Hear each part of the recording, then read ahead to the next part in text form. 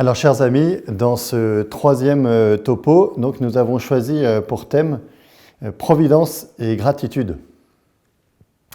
Alors, la gratitude est souvent associée aux moments de joie et de prospérité, mais comment l'exercer lorsque nous traversons des épreuves? Alors, peut-être pour certains, ça va vous rappeler le parcours gratitude qu'on avait vécu l'année dernière en paroisse, dans ces mêmes fraternités de carême. Mais aujourd'hui, je l'aborde sous l'angle du livre de Job qui va aussi nous accompagner pendant ce topo.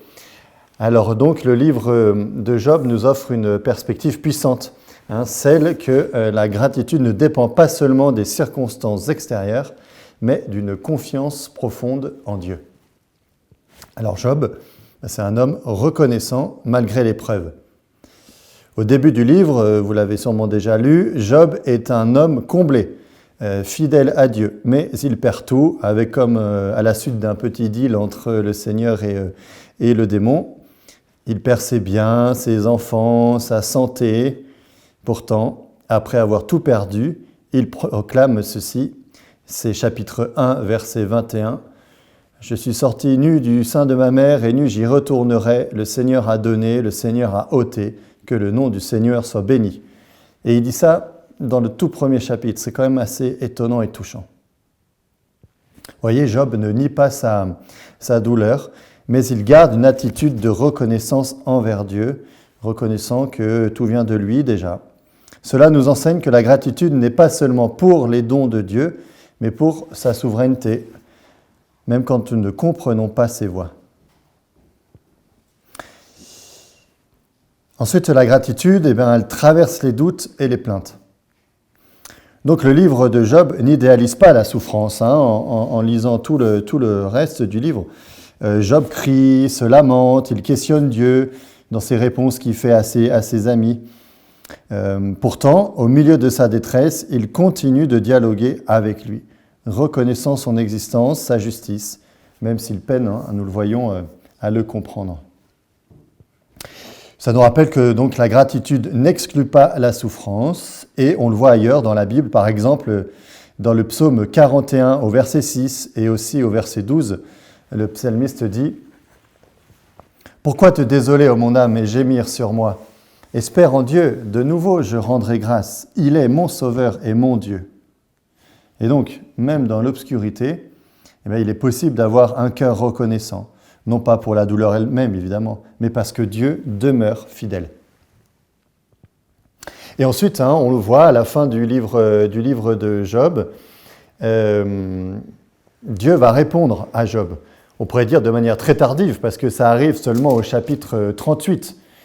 Et en fait, le Seigneur va convoquer Job et le convoquer au commencement de la création. Très étonnant, vraiment, allez lire et relire les chapitres 38 et suivants donc de Job, chapitre 38 et suivants.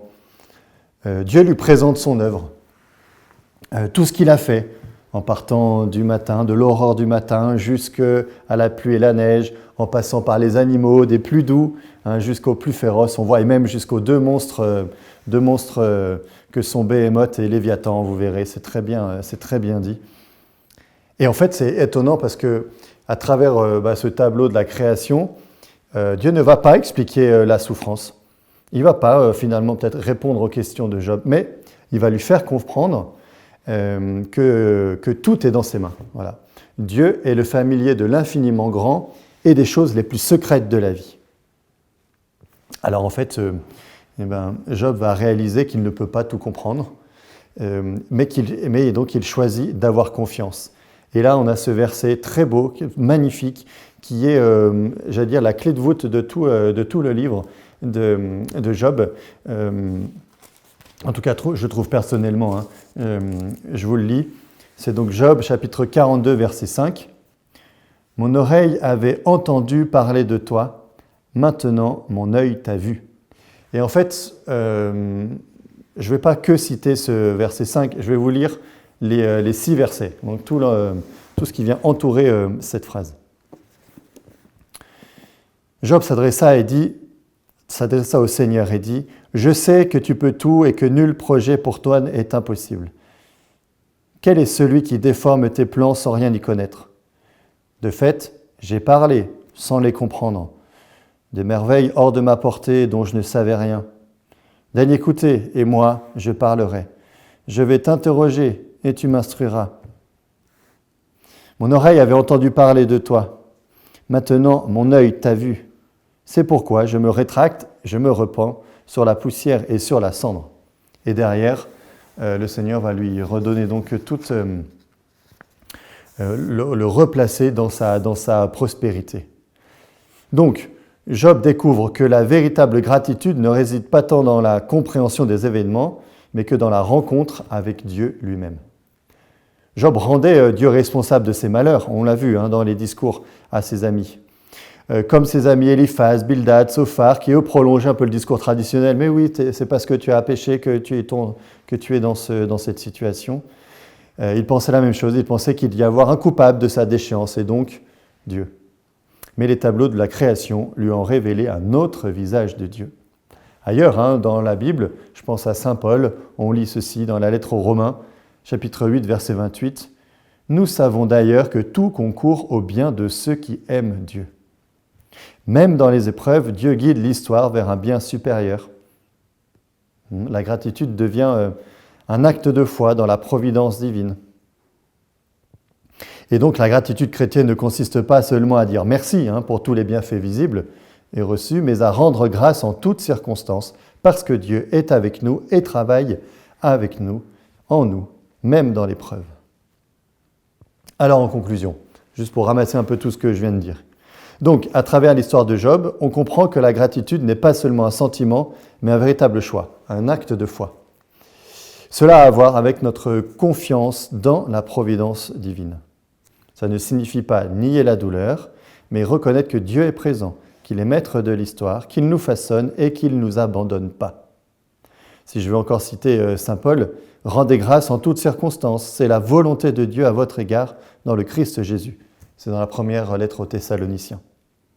Alors comme Job, apprenons à dire que le nom du Seigneur soit béni, non seulement dans les jours de joie, mais aussi dans les jours d'épreuve. Prions en fait pour que nous ayons un cœur reconnaissant, capable de voir la présence de Dieu en toutes choses. Amen. Alors, 2 pistes. Une piste de réflexion entre vous, peut-être partager en fait sur un moment de votre vie où vous avez pu regarder plus vers les lumières que vers les ténèbres. Et la deuxième piste, qui est toute piste concrète, cette semaine, donc pour ceux qui l'ont vécu, comme je le disais en introduction, sur le parcours gratitude, vous le reprenez le livret. Et puis vous le feuilletez un peu, vous le relisez, vous replongez dedans, et il y aura sûrement quelque chose qui viendra sauter à votre œil de manière nouvelle, de manière... renouvelée, comme une lumière qui vous sera donnée pour cette semaine. Je pense que le Seigneur vous parlera au cœur de nouveau. Merci beaucoup et à bientôt.